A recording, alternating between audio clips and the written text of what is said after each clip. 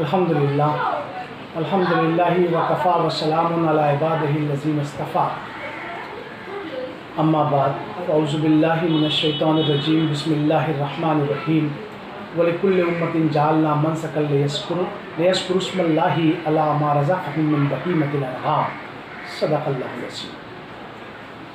عزیز ساتھیو، انشاءاللہ کل سے جو ہے وہ ذی الحجہ کا جو ہے وہ پہلا عشرہ شروع ہو جائے گا۔ اس عشرے کی بہت زیادہ فضیلت ہے۔ حج اسی عشرے میں ہوتا ہے اور قربانی بھی ہم لوگ 10 ذی الحجہ کو کیا کرتے ہیں۔ اس کی فضیلت کے لیے یہ باتیں کافی ہیں۔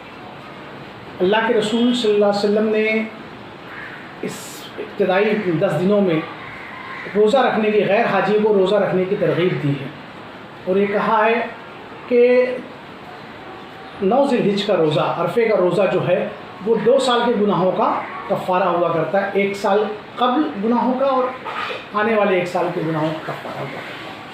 تو ہم میں سے ہر ایک شخص کو چاہیے کہ یہ عشرہ، اس عشرے کا پورے 1 تاریخ سے لے کے 9 تاریخ تک کے روزے رکھے، اور پھر اس کے بعد 10 ذی الحجہ کو اگر استطاعت اللہ نے دی ہے تو قربانی کرے۔ اس کی اللہ کے نزدیک بڑی فضیلت ہے۔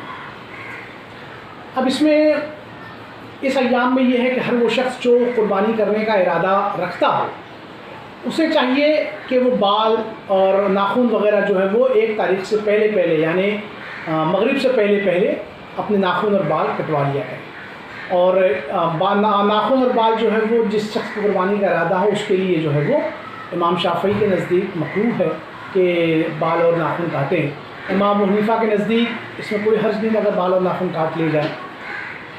تو یہ وہ چیزیں ہیں جو اللہ تعالیٰ فرماتے ہیں کہ ہم نے ہر امت کے لیے قربانی کا ایک طریقہ مقرر کیا تاکہ وہ اللہ کا نام لیں، ان جانوروں کو جو اللہ تعالیٰ نے ان کو دیے ہیں اس پر اللہ کا نام لیں اور اسے ذبح کریں۔ پھر سورہ حج میں ہی اللہ تعالیٰ نے جو فرمایا کُلُوا مِنْهَا وَأَطْعِمُوا بَائِسَ الْفَقِيرِ، اس قربانی کے گوشت میں سے خود بھی کھاؤ اور غریب غربا فقراء کو بھی اس میں سے کھلاؤ۔ یہ قربانی ہے کیا اصل میں؟ قربانی دراصل اللہ تعالیٰ نے ہر امت میں قربانی رکھی تھی، ہر امت اپنے اپنے طریقے سے قربانی کیا کرتی تھی، جیسا کہ اس آیت میں اللہ تعالیٰ نے ارشاد فرمایا۔ لیکن بہرحال حضرت ابراہیم علیہ السلام سے یہ معاملہ جو ہے وہ ایک ذرا لائم لائٹ میں آ گیا۔ لائم لائٹ سے مراد یہ کہ اللہ کے تعالیٰ نے حضرت ابراہیم علیہ السلام نے خواب دیکھا کہ آپ اپنے بیٹے کو ذبح کرتے ہیں، اور حضرت ابراہیم علیہ السلام نے اس خواب کو یوں پورا کر دکھایا کہ وہ حقیقتاً اپنے بیٹے کو جو ہے وہ مذبح میں لے گئے اور چھری پھیر دی۔ اللہ تعالیٰ نے ایک ذبح عظیم، ایک دمبا جو ہے وہ حضرت اسماعیل علیہ السلام کے بدلے میں اس کی قربانی دی، اور حضرت ابراہیم علیہ السلام کے بارے میں آتا ہے کہ وہ فدیناہ بذبح عظیم۔ یہ پورا واقعہ جو ہے سورہ صافات میں اللہ تعالیٰ نے نقل فرمایا ہے۔ فلما بلغ معہ السعی قال یا بنی انی اری فی المنام انی اذبحک فانظر ماذا تری۔ تو حضرت اسماعیل السلام کا جواب تھا یا ابتی فلما تؤمر ستجدنی انشاءاللہ من الصابرین۔ پھر اللہ تعالیٰ آگے فرماتے ہیں فلما اسلم وتلہ للجبین ونادیناہ ان یا ابراہیم قد صدقت الرؤیا۔ جب دونوں راضی ہو گئے اس بات پر اللہ کے حکم پر، اور باپ نے بیٹے کو پچھاڑ دیا پیشانی کے بل، تو ہم نے کہا اے ابراہیم قد صدقت الرؤیا، تو نے اپنے خواب کو سچ کر دکھایا۔ انا کذالک نجزی المحسنین، اور ہم محسنین کو ایسے ہی بدلہ دیا کرتے ہیں۔ اس کے بعد سے یہ دراصل جو ہے وہ حضرت ابراہیم علیہ السلام کی یادگار بن کر رہ گئی، اور ہم نے جو ہے خاص طور سے امت محمدیہ آپ صلی اللہ علیہ وسلم، ہماری جو مسلمانوں میں خاص طور سے جب اللہ کے رسول صلی اللہ علیہ وسلم نے حکم دیا قربانی کا، تو صحابہ نے پوچھا اللہ کے رسول صلی اللہ علیہ وسلم سے، عرض کیا کہ ما ھذہ الاضحی یا رسول اللہ۔ تو اللہ کے رسول صلی اللہ علیہ وسلم نے فرمایا سنت ابیکم ابراہیم، یہ تمہارے باپ ابراہیم علیہ السلام کی سنت ہے۔ تو صحابہ نے عرض کیا پھر وما لنا فیہا یا رسول اللہ، ہمارے لیے اس میں کیا ہے؟ فرمایا آپ نے بکل شعرۃ حسنہ، ہر بال کے بدلے میں نیکی ہے۔ صحابہ نے پوچھا صوف کے بارے میں، اون کے بارے میں؟ آپ نے فرمایا بکل شعرۃ من الصوف حسنہ، ہر اون کے بال کے بدلے میں نیکی ہے۔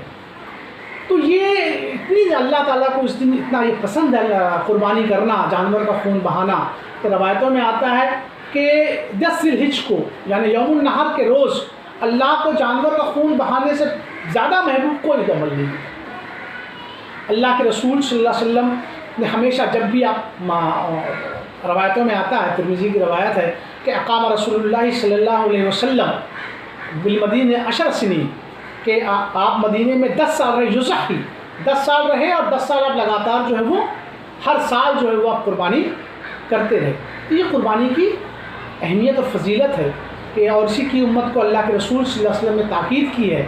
قربانی کے بارے میں یہ آتا ہے کہ قربانی خوش دلی سے کرنا چاہیے، کہ پورے طیب نفس کے ساتھ، دل کی آمادگی کے ساتھ کرنا چاہیے۔ اور اللہ کے رسول صلی اللہ علیہ وسلم خود بھی قربانی کیا کرتے تھے، لوگوں کو اس کی ترغیب دیا کرتے تھے، اور باقاعدہ خوش دلی کے ساتھ، اس لیے کہ اس میں اجر بہت بڑا ہے۔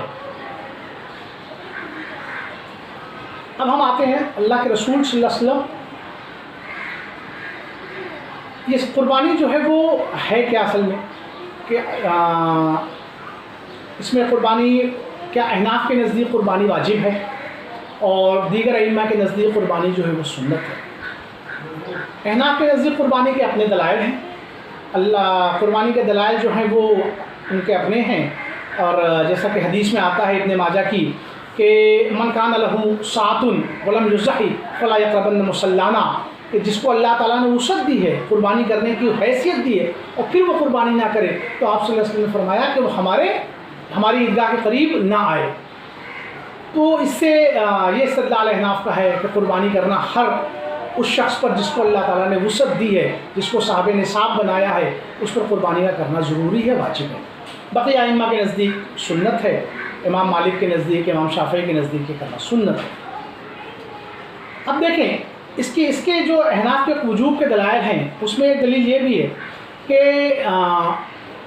اللہ کے رسول صلی اللہ علیہ وسلم فرمایا کہ تم میں سے جو کوئی شخص جو ہے وہ نماز سے پہلے قربانی کرے تو اسے چاہیے کہ قربانی پھر سے کرے، اس لیے کہ وہ قربانی نہیں ہے بلکہ وہ گوشت کا محض جانور کا ذبح کرنا اور اس کا گوشت کا کھانا ہے۔ تو اس احناف اس حدیث سے بھی دلیل لیتے ہیں کہ اگر یہ ضروری نہ ہوتا، واجب نہ ہوتی، تو اللہ کے رسول صلی اللہ علیہ وسلم لوٹانے کا حکم کیوں دیتے۔ اسی طرح آپ دیکھیں گے اللہ کے رسول صلی اللہ علیہ وسلم نے فرمایا کہ ہر سال کے اللہ کے رسول صلی اللہ علیہ وسلم نے فرمایا کہ صحابی عرض کرتے ہیں حسن مخنف سلیم کہ کننا وقوفاً عند رسول اللہ صلی اللہ علیہ وسلم بعرفہ، ہم عرفہ کے روز اللہ کے رسول صلی اللہ علیہ وسلم کے پاس ٹھہرے تھے، فقال یا ایھا الناس، تو اللہ کے رسول صلی اللہ علیہ وسلم فرمایا کہ اے لوگو، فقال یا ایھا الناس ان علی کل اہل بیت من کل عام اضحیہ، کہ اے لوگو ہر شخص پر ہر سال قربانی ضروری ہے۔ پھر اس کے بعد دوسری روایت میں آتا ہے کہ اللہ کے رسول صلی اللہ علیہ وسلم نے فرمایا کہ اے لوگوں ہر گھر والوں پر قربانی اور عطیرہ واجب ہے۔ عطیرہ کیا کہتے ہیں؟ عطیرہ ایام رجب میں جاہلیت میں قربانی بتوں کے نام پر ہوا کرتی تھی۔ جب اسلام کے شروع کے دور میں اس بتوں کے نام کے بدلے اللہ کے نام پر وہ قربانی ہونے لگی، اور پھر بعد میں اس عطیرہ کو اللہ کے رسول صلی اللہ علیہ وسلم نے منسوخ کر دیا، اور صرف یہ اضحیہ جو ہے وہ باقی رہ گئی۔ اب ہم آگے دیکھیں کہ اللہ کے رسول صلی اللہ علیہ وسلم نے اس میں وجوب کی بات تو ہو گئی ہے۔ اچھا، اس میں جو صاحب نصاب ہیں، یعنی ہر وہ شخص جس پر صدقہ فطر واجب ہے اس پر قربانی بھی واجب ہے۔ ہر وہ شخص جو صدقہ فطر اتنا رکھتا ہو کہ وہ صدقہ فطر ادا کرے، اتنا مال رکھتا ہو، تو اس پر قربانی بھی واجب ہے۔ قربانی کے جانور جو ہیں وہ اللہ تعالیٰ نے قرآن میں فرمایا کہ من الزان اثنین ومن البقر اثنین ومن الماعز اثنین ومن الابل اثنین، ثمانیۃ ازواج جو آئے تھے قرآن کی، کہ بھیڑ ہے، بکری ہے، گائے ہے اور اونٹ ہے، یہ دونوں نر اور مادہ دونوں، یعنی بھیڑ میں سے نر مادہ، بکری میں سے نر مادہ، گائے میں سے نر مادہ اور اونٹ میں سے۔ اسی میں بھینس بھی ہے۔ بھینس کے بارے میں اجماع امت ہے کہ بھینس جو ہے وہ بقر کی ایک نوع ہے، گائے کی ایک قسم بھینس ہے۔ بھینس کو عربی میں جاموس کہتے ہیں، اس کی جمع جوامیس ہے۔ تو تمام امت کا اس بات پر اجماع ہے کہ بھینس کی قربانی بالاتفاق جائز ہے۔ حضرت عبداللہ ابن عباس کا، تمام لوگوں کا کئی کتابوں کے حوالے ہیں کہ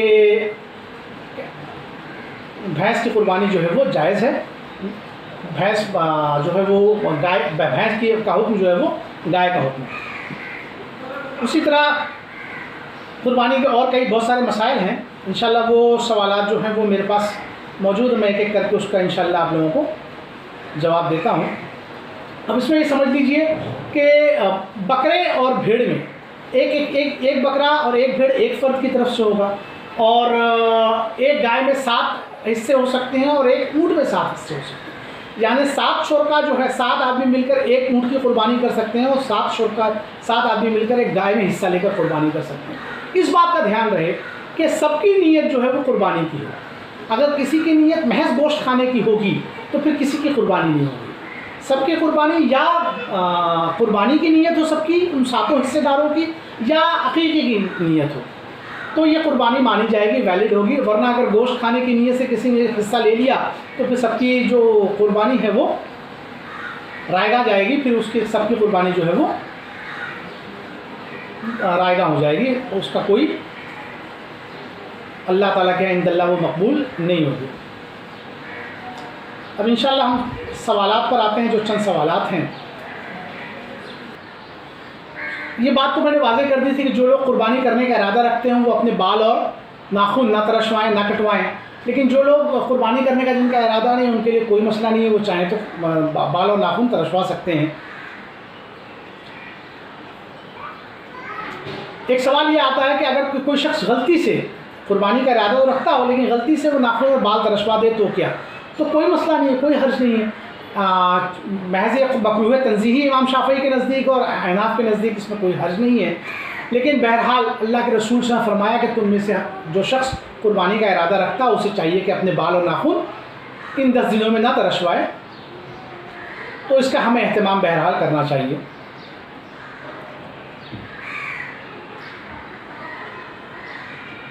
قربانی کرنا فرض ہے، کن لوگوں پر یہ ضروری ہے اور اس کا کیا نصاب ہے، یہ بات میں نے واضح کر دی ہے۔ قربانی کا احناف کے نزدیک قربانی کرنا واجب ہے اور دیگر ائمہ کے نزدیک قربانی کرنا سنت ہے۔ اس کا نصاب وہی ہے جو زکوٰۃ کا نصاب ہے۔ زکوٰۃ سے تھوڑا سا اور اس کو ریفائن کیجئے، فطرے کا جو ہوتا ہے، زکوٰۃ میں تو یہ ہوتا ہے کہ جو دیگر استعمال کی چیزیں ہوتی ہیں وہ کاؤنٹ نہیں کی جاتی، ان کو شمار نہیں کیا جاتا، لیکن فطرے میں بہرحال وہ ساری چیزیں کاؤنٹ ہوتی ہیں۔ تو وہ تمام چیزیں ملا کر اگر کوئی شخص جو ہے وہ فطرہ ادا کرتا ہے، اتنا مال اس کے پاس ہے کہ صدقہ فطر اس پر واجب ہوتا ہے، تو اس پر قربانی بھی واجب ہو جائے گی۔ اس وقت معاملہ یہ ہے کہ آج کل کے جو مخصوص مسائل ہیں کہ موجودہ حالات میں جو ہے جانور کا ملنا مشکل ہو گیا ہے، اور تو کیا اس کی جگہ پیسے اور صدقے کر سکتے ہیں؟ تو ایک بات یاد رکھیں، قربانی آل ٹوگیدر ڈفرینٹ ہے صدقے سے۔ جانور ملنا مشکل ہو گیا ہے، اگر آپ بکرا نہیں خرید سکتے یا بڑا جانور نہیں خرید سکتے تو کہیں جہاں پر قربانی آسانی سے ہو رہی ہو وہاں پر آپ پیسے بھجوا کر قربانی کروا دیں، اس لیے کہ قربانی کا کرنا اصل ہے۔ یہ پیسے دے دینا، اس کے بدلے میں صدقہ دے دینا، یہ بالکل قربانی کا بدل نہیں ہے۔ آپ یہ کام کرنا چاہیں یہ بھی کریں، لیکن قربانی بہرحال قربانی ہے، اس کو کرنا ہے، خوش دلی کے ساتھ کرنا ہے۔ اور بہت سارے مقامات ایسے ہیں یو پی اور بہار میں جہاں پر قربانی بہرحال لوگ کرتے ہیں، حصے والی قربانی، آپ پیسے وہاں دے کر بھجوا کر اپنے نام کی قربانی کروا دیا کریں۔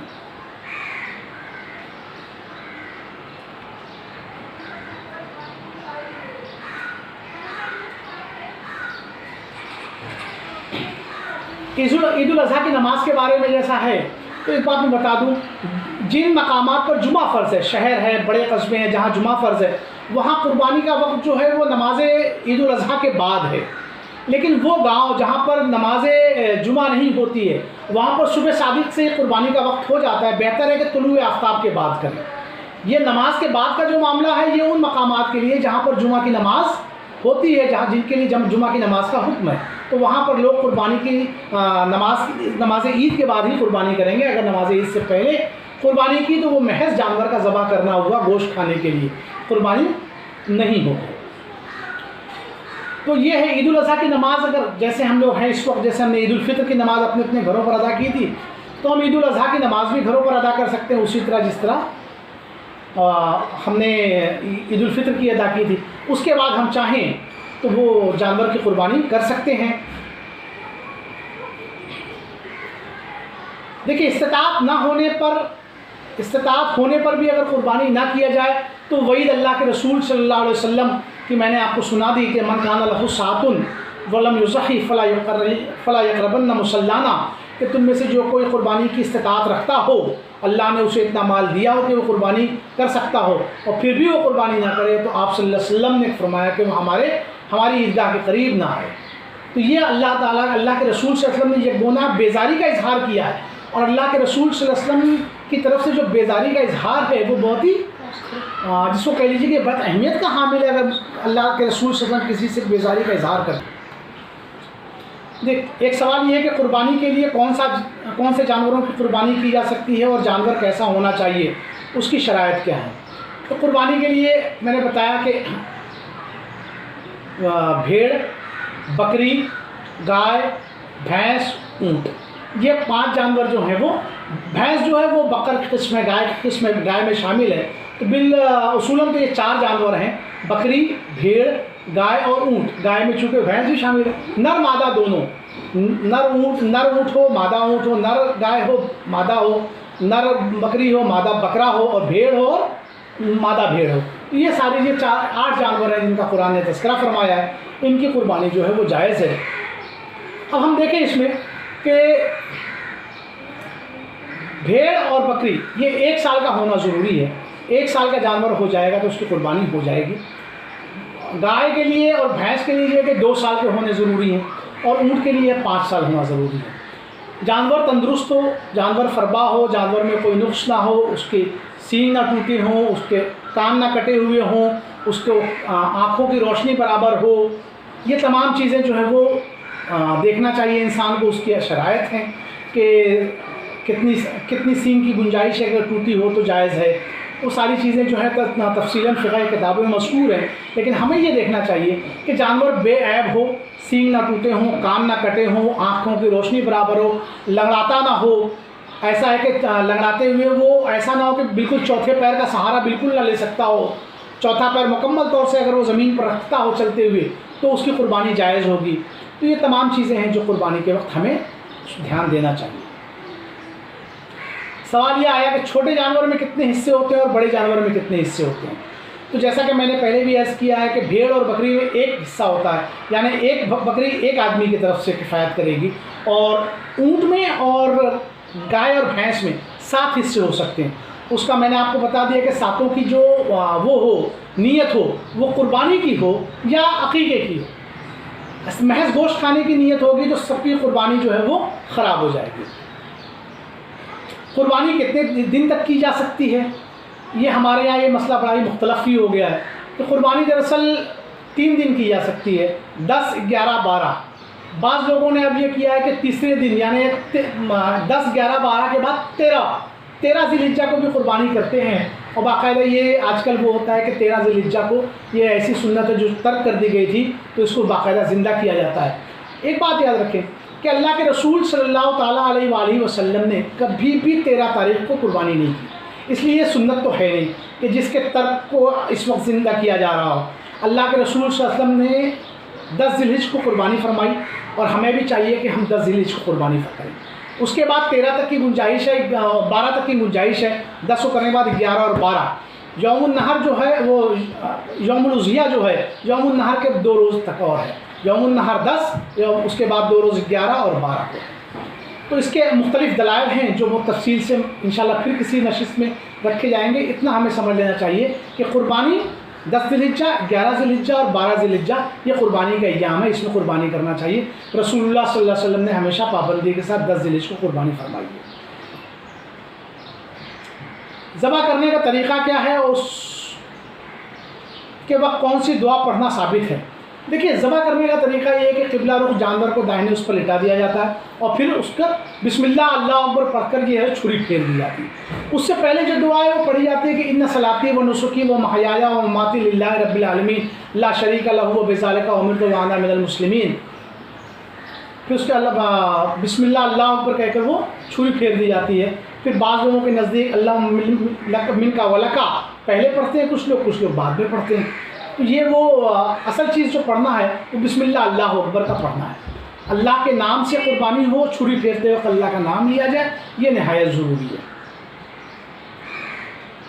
کیا قربانی کا گوشت برادران وطن میں بانٹا جا سکتا ہے، اس کی دلیل کیا ہے؟ دیکھیے قربانی کا گوشت برادران وطن میں بعض لوگ اس کے قائل ہیں کہ برادران وطن میں بانٹا جا سکتا ہے، بعض لوگ کہتے ہیں قربانی چونکہ عبادت ہے اور وہ اس لیے اس کو برادران وطن میں یعنی غیر مسلموں میں نہیں دیا جا سکتا. لیکن بہرحال وہ فَكُلُوا مِنْهَا وَآتِمُوا بَعِسَ الْفَقِيرِ، تو اس میں سے خود بھی کھائیں اور غریب غربا کو بھی دیں. غریب غربا میں صرف اہل ایمان کی تخصیص نہیں ہے بلکہ عام غریب غربا بھی اس میں شامل ہے. تو ہر وہ شخص جو غریب ہے وہ اس میں سے اس کو دیا جا سکتا ہے. قربانی کے گوشت کو پہلے اللہ کے رسول صلی اللہ علیہ وسلم نے 3 روز تک سے زیادہ اسٹور کرنے کی ممانعت تھی، پھر اس کے بعد اس کی اجازت دے دی. قربانی کے گوشت میں 3 حصے بالعموم کرنا مستحب ہے، ایک اپنے لیے، ایک دوست احباب اعزاء اور اقربا کے لیے، اور ایک فقراء اور مساکین کے لیے، ناداروں کے لیے. یہ 3 حصے ہیں جو قربانی قربانی کا گوشت جن کو کھلایا جا سکتا ہے. خود کھائیں، دوست احباب کو کھلائیں اور غریب و مسکین فقراء اور غربا کو بھی اس میں سے کھلائیں. تو یہ ہے. ہاں اگر کوئی شخص ایسا ہے کہ کچھ ایسے وجوہات آ گئی کہ خود رکھ لیتا ہے پورا گوشت کھانے کے لیے، تو بہرحال جواز تو اس کا بھی ہے کہ انسان خود بھی کھا سکتا ہے مکمل گوشت، لیکن بہرحال بہتر یہ ہے کہ وہ انسان جو ہے اس میں سے اپنے دوست احباب کو اور غریب غربا کو بھی اس کو کھلائے. کیا عورت جانور ذبح کر سکتی ہے؟ بالکل کر سکتی ہے عورت جانور ذبح، اس میں کوئی وہ نہیں ہے، لیکن مسئلہ وہ آئے گا پردے کا. اور مردوں کے بیچ میں جا کر ذبح کرنا کس حد تک بہتر ہے یہ آپ لوگ بخوبی جانتے ہیں. ہاں اگر کوئی ایسا مذبح ہو جہاں پر صرف عورتیں ہوں تو عورت کر سکتی ہے، بالکل کوئی مسئلہ نہیں ہے اس کے کرنے میں. کیا قربانی کے حصوں میں ایصال ثواب کے لیے حصہ رکھنا ضروری ہے، اور کیا کوئی مرحوم کی طرف سے قربانی کرنا ثابت ہے؟ دیکھیں یہ جو سوال ہے کہ کیا قربانی کے حصوں میں ایصال ثواب کے لیے حصہ رکھنا ضروری ہے، تو ضروری تو ایسا کچھ بھی نہیں ہے. لیکن اگر آپ قربانی کا ثواب کسی اور کو پہنچانا چاہیں، ایصال ثواب کرنا چاہیں تو کیا جا سکتا ہے، اس میں کوئی مذائقہ نہیں ہے، کر سکتے ہیں، کرنا چاہیے. اللہ کے رسول صلی اللہ علیہ وسلم کے نام پر قربانی اگر آپ کرنا چاہیں تو ضرور کریں، اس لیے کہ اللہ کے رسول صلی اللہ علیہ وسلم نے حضرت علی کو یہ وصیت کی تھی، اور حضرت علی نے کہا کہ میں آخری دم تک اس کو وصیت کو نبھاؤں گا. اللہ کے رسول صلی اللہ علیہ وسلم کی حضرت علی 2 بکرے قربان کیا کرتے تھے، 2 میڑے، ایک اپنے لیے اور ایک اللہ کے رسول صلی اللہ علیہ وسلم کے لیے. اور خود اللہ کے رسول صلی اللہ علیہ وسلم نے 2 میڑے، ایک اپنے اور اپنے اہل بیت کی طرف سے اور ایک امت کی طرف سے قربانی کی، اور کہا کہ یہ امت محمدیہ میں ہر اس شخص کی طرف سے ہے جس نے قربانی نہیں کی. تو اس طرح اللہ کے رسول صلی اللہ علیہ وسلم نے امت کی طرف سے قربانی کی ہے. تو ہم اگر اس بات کی وسعت رکھتے ہیں، اللہ تعالیٰ نے ہمیں اس چیز سے نوازا ہے مال سے، تو ہمیں چاہیے کہ ہم اللہ کے رسول صلی اللہ علیہ وسلم کے نام سے قربانی کریں. کیا گوشت کے 3 حصے کرنا ضروری ہے یا صرف غریبوں کو پورا گوشت دیا جا سکتا ہے؟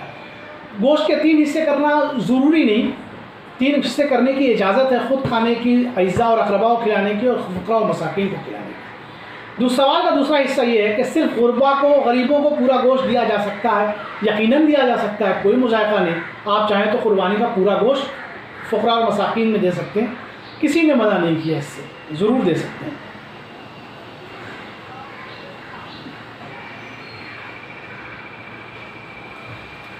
ایک سوال یہ ہے کہ اپنے گھر پہ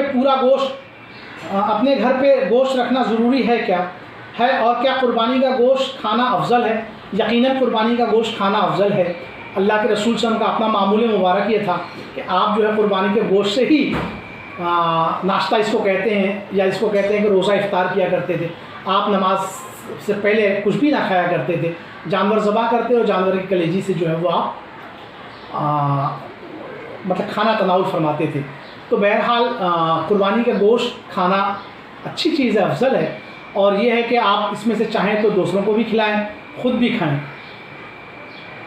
اگر قربانی کا جانور مر جائے یا بیمار ہو جائے تو کیا کریں؟ دیکھیے اگر آپ نے قربانی کی نیت سے قربانی کا جانور خریدا اور اگر وہ جانور مر جائے تو پھر آپ کو دوسرا جانور خرید کر اس کی قربانی کرنا پڑے گا، اس لیے کہ احناف کے نزدیک خاص طور سے یہ تو واجب ہے. اور دوسرا یہ کہ احناف کے نزدیک اگر کوئی نفل کام آپ نے شروع کر دیا، اس کی نیت کر دی، اور پھر بیچ میں کسی وجہ سے وہ ترک ہو گیا تو اب وہ کرنا واجب ہو جاتا ہے. تو بہرحال اگر آپ نے نیت کر لی اور جانور خرید لیا ہے، بکرا خرید لیا ہے، اور بکرا اتفاق سے سوء اتفاق سے بکرا مر گیا، تو اب آپ اگر استطاعت نہیں ہے تو کسی بڑے جانور میں حصے والی قربانی لے لیں اور ایک جانور ذبح ضرور کریں. تاکہ کم سے کم اس کو کمپنسیٹ کیا جا سکے۔ کیا صرف ایک حصہ، سوال یہ ہے کیا صرف ایک حصہ پورے گھر کے لیے کافی ہے؟ تو دیکھیے یہ احناف کے نزدیک تو اگر ایک گھر میں کئی صاحب نصاب موجود ہیں تو ایک قربانی پورے گھر کو کفایت نہیں کرے گی، ہر صاحب نصاب کو اپنی طرف سے قربانی کرنا واجب ہے۔ امام شافعی کے نزدیک ایک شخص کی طرف سے قربانی اگر کی گئی تو گھر میں اگر کئی ایک سے زائد صاحب نصاب موجود ہے تو وہ ایک قربانی سب کی طرف سے کفایت کرے گی، لیکن امام حنیفہ کے نزدیک ایسا نہیں ہے۔ امام حنیفہ کے نزدیک بہرحال جتنے صاحب نصاب ہیں سب کی طرف سے قربانی کرنا ضروری ہے۔ ہاں اگر آپ چاہتے ہیں کہ ثواب بھی شریک کر دیں آپ ثواب میں شریک کر سکتے ہیں، لیکن جو واجب قربانی ہے وہ کرنا ضروری ہے، وہ کرنا ہے، وہ واجب قربانی جو ہے وہ بغیر کیے ادا نہیں ہوگی اور اس کا وبال بہرحال ہوگا۔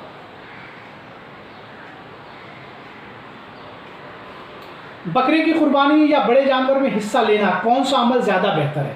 دیکھیے دونوں عمل یکساں ہیں، آپ قربانی کرنا ہے، بہتر جو دونوں میں یہ ہے وہ یہ ہے کہ انسان کو چاہیے کہ اپنا جانور اپنے ہاتھ سے ذبح کرے، اس کی اپنی فضیلت ہے۔ تو بہرحال اس بات کا دھیان دیں، اگر ایسا ہے بڑے میں آپ نے حصہ لیا ہے اور موقع اس بات کا آپ کو ملتا ہے کہ آپ جانور کو خود ذبح کریں تو یقیناً ذبح کرنا چاہیے۔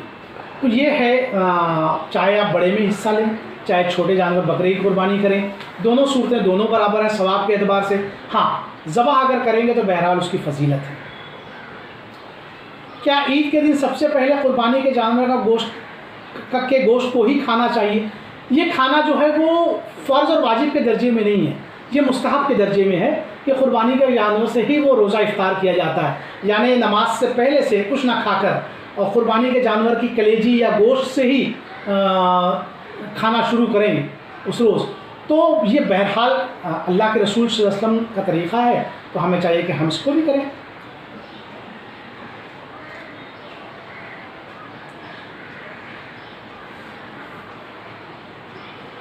ایک سوال جو بالعموم ہوتا ہے یوم عرفہ کے تعلق سے کہ عرفے کا روزہ کب رکھا جائے؟ تو دیکھیے عرفے کا روزہ جو جس مقام پر ہے وہاں جب 9 ذی الحجہ ہوگی اس وقت وہ روزہ رکھے گا۔ سعودی مثال کے طور پہ ہمارے یہاں ہندوستان میں خاص طور سے بمبئی اور اطراف میں یہاں جس وقت وہاں پہ 9 ذی الحجہ ہوتی ہے سعودی عرب میں، جس روز لوگ عرفے کو جاتے ہیں اور عرفے میں قیام کرتے ہیں اس وقت ہمارے یہاں اس روز ہمارے یہاں 8 ذی الحجہ ہوتی ہے۔ تو ہم روزہ اس وقت رکھیں گے جب ہمارے یہاں بمبئی میں 9 ذی الحجہ ہوگی اور وہاں پر اس وقت 10 ذی الحجہ ہوگی، وہ یوم نہر ہوگا ان کا۔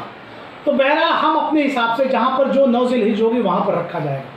یہاں پر تو ایک روز بعد تاریخ ایک روز پیچھے ہوتی ہے، اگر بعض مقامات ایسے ہیں جہاں پر تاریخ ایک روز پہلے ہوتی ہے، یعنی سعودی میں اگر 9 ذی الحجہ تو وہاں 10 ذی الحجہ ہے، تو اگر اس اعتبار سے رکھنے لگے سعودی کے تو وہاں پر تو اس روز 10 یوم النہر ہوگا، اور یوم النہر عید الاضحیٰ ہے، عید الاضحیٰ کے دن تو روزہ رکھنا حرام ہوتا ہے، تو پھر وہ روزہ کب رکھیں گے؟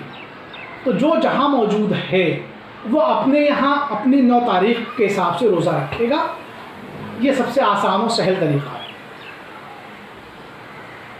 یہ چند سوالات کے جوابات تھے جو آپ لوگوں کے سامنے میں نے اس کے جوابات رکھے۔ اس میں سے جو کچھ حق تھا وہ اللہ کی طرف سے تھا، اور جو باتیں اس میں خلاف حق تھی وہ میری طرف سے تھی۔ اللہ تعالیٰ حق بات قبول کرنے، اس پر عمل کرنے کی توفیق عطا فرمائے، اور خلاف حق باتوں سے میری آپ سب کی حفاظت فرمائے۔